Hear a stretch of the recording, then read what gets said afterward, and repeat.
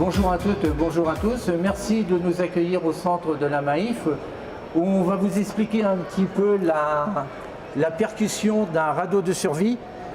Donc avant toute chose, donc, il a un boot et le boot il est très long, il fait environ 30 mètres.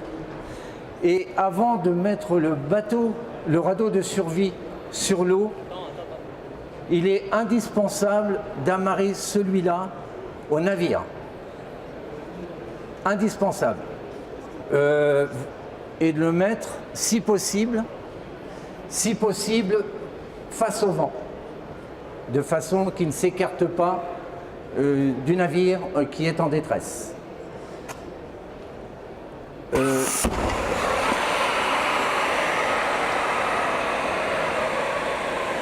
Il est possible, lors de la percussion d'un radeau de survie, que celui-ci ne se gonfle pas dans le bon sens. Il peut être à l'envers. Donc à nous, c'est pour ça l'utilité d'amarrer le radeau de survie pour le remettre dans sa position.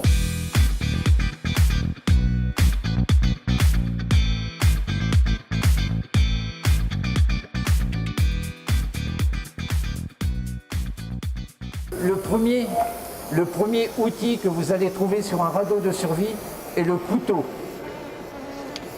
Le couteau va vous servir à couper l'amarre.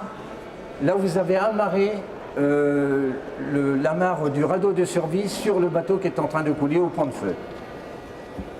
Il existe plusieurs modèles de radeaux de survie, notamment la tente. Ce que j'appelle la tente, c'est la partie couverture, la partie protection des naufragés qui se gonfle automatiquement. Ce n'est pas le cas sur celui-là parce que c'est un petit modèle. Tout radeau de survie est équipé d'une ancre flottante qui va se charger d'eau, en fin de compte, qui va ralentir. On ne va pas vous dire que ça va vous arrêter, on ne va pas vous dire par rapport au courant. Si vous êtes à 10 000 nautiques en Bretagne, je vous assure qu'il ne va pas rester longtemps. Et vous avez aussi des poches de stabilisation, ouais. Donc qui vont se remplir d'eau. Ces grandes poches oranges là, que l'on voit, qui vont stabiliser le radeau en fait en cas de houle, de fortes vagues. C'est des quilles. Ça va bien lester et ça va participer aussi à la stabilité du dispositif. Dans un radeau de survie, vous allez trouver toute une pochette avec différents, je ne vais pas dire des accessoires, mais d'abord des fusées à main.